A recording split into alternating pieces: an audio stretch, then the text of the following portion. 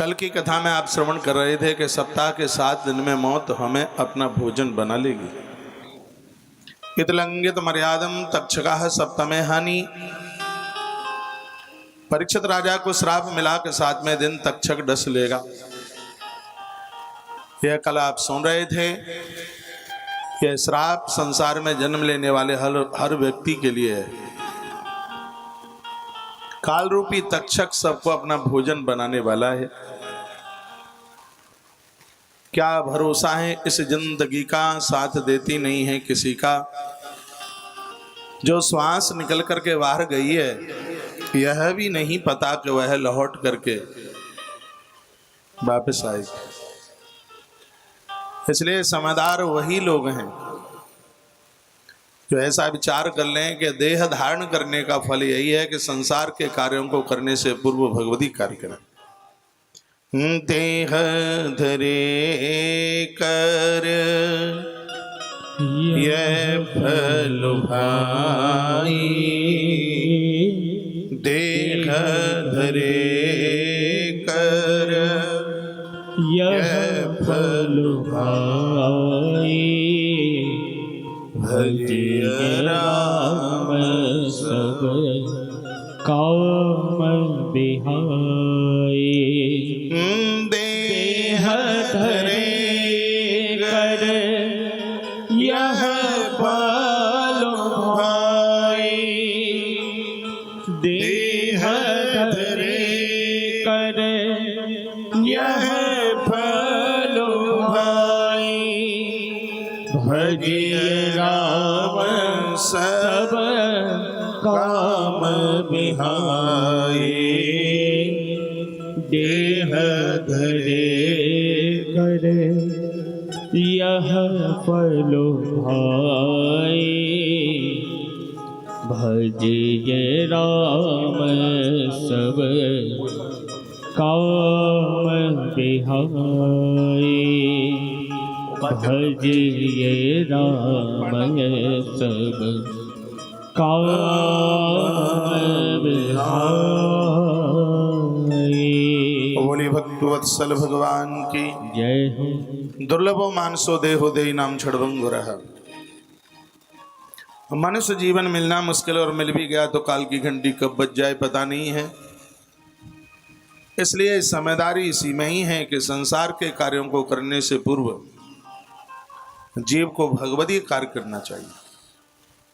गंगा के पवित्र किनारे पर बैठ करके परीक्षित राजा ने विरक्त श्रोमणी भागवत के परम चूड़ामणि कवि व्यास नंदन भगवान सुखदेव के चरणों में बैठ करके आंसू बहाए। अपराध का प्रायश्चित होता है कथा में भगवान के मंदिर में गुरुजनों के सामने आंख में आंसू आ जाए।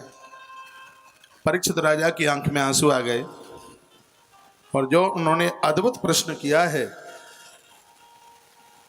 वो बड़ा मायना रखता है। का अतः प्रक्षामि संसिद्धिम योगिनां परमं गुरुं, पुरुषस्य यत् कार्यं म्रियमाणस्य सर्वथा।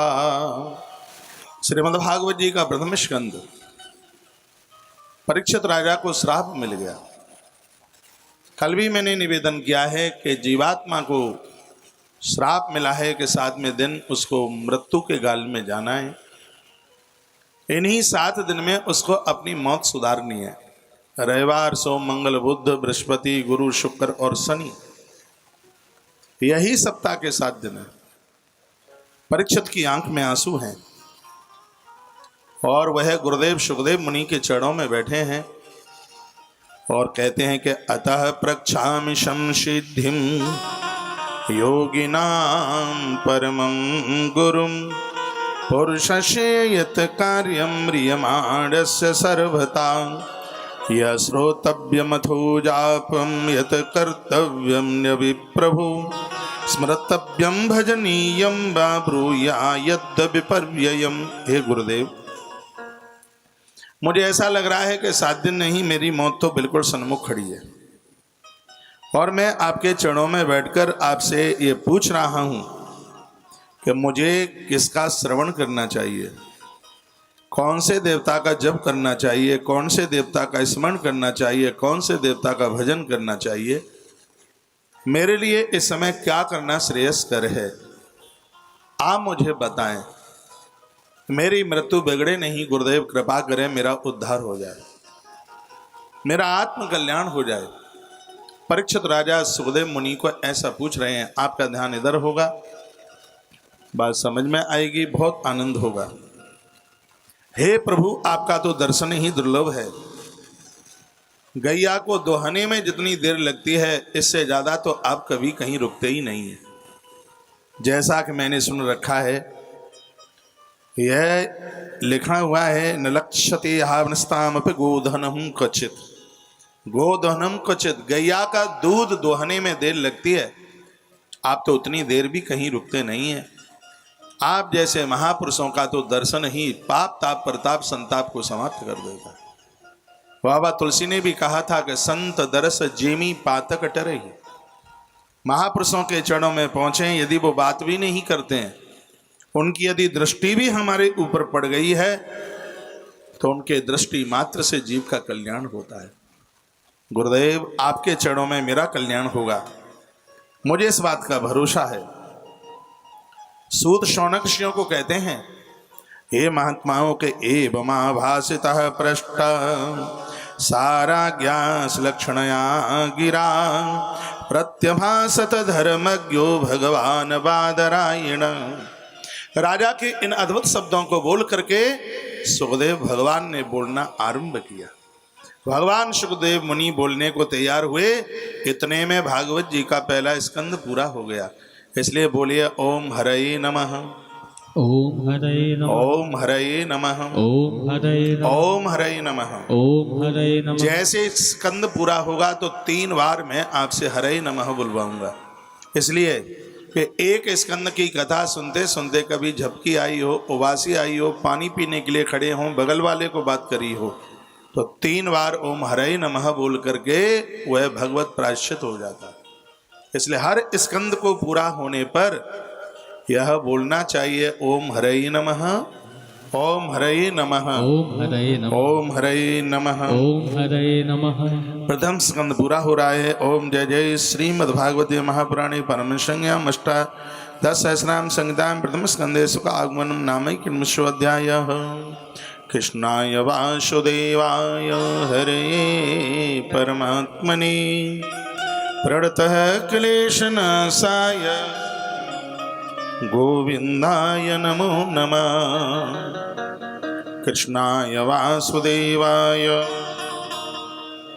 देवकी नंदनाय च नंदगोपकुमाराय गोविंदाय नमो नमः। प्रथम स्कंद पूरा हुआ है और आइए श्रीमद् भागवत के द्वितीय स्कंद की तरफ चलते हैं। दूसरे स्कंद में 10 अध्याय। श्रीमद् भागवत जी का द्वितीय स्कंद बड़ा अद्भुत है, जिसमें कर्म और सद्धो मुक्ति का वर्णन किया है। भागवत जी के 10 लक्षणों का वर्णन किया है। चतुश्लोकी भागवत भी इसी दूसरे स्कंद में वर्णित की गई है। दूसरे स्कंद की कथा समझ में नहीं आएगी तो भागवत की कथा बिल्कुल पल्ले पड़ ही नहीं सकती। इसलिए बहुत बहुत ही ज्यादा बढ़िया स्कंद श्रीमद् भागवत जी का ये द्वितीय स्कंद है। इसलिए भी बढ़िया है क्योंकि दूसरे स्कंद में सुखदेव भगवान की वाणी खुली है। प्रथम स्कंद में तो वो बोले ही नहीं, बस पहुंचे हैं, बोलने का मन बनाया 19वें अध्याय के लास्ट श्लोक में, तब तक तो स्कंद ही पूरा हो गया। और अब श्रीमद् भागवत जी का द्वितीय स्कंद आरंभ हो रहा है। सबसे पहले इसको हम प्रणाम करते हैं द्वादशाक्षर मंत्र बोलकर। बोलिए ओम ओम नमो नमो भगवते भगवते वासु वासुदेवाय। देवाय। इस मंत्र का कल अर्थ मैंने आपको निवेदन किया है। इसका अर्थ है आप ही ब्रह्मा हैं, आप ही विष्णु हैं, आप ही शिव हैं, आप ही आदि शक्ति हैं। नमो, हम आपको नमस्कार करते हैं। क्यों करते हैं? आपने भक्ति ज्ञान वैराग्य और आत्म तत्व का बोध कराया है। वासुदेवाय, वासु माने प्राण, देव माने स्वामी। आप मेरे प्राणों के स्वामी हैं, आप मेरे प्राणों के रक्षक हैं। यदि जिंदगी में कोई गुरु नहीं है तो परमात्मा को ही गुरु मानकर यदि इस द्वादशाक्षर मंत्र को जप लिया जावे तो जीव का कल्याण हो जाएगा। गुरुदीक्षा के जो 8 मंत्र हैं उनमें बड़ा विशेष मंत्र है ये, और श्रीमद् भागवत जी का यह मूल मंत्र है।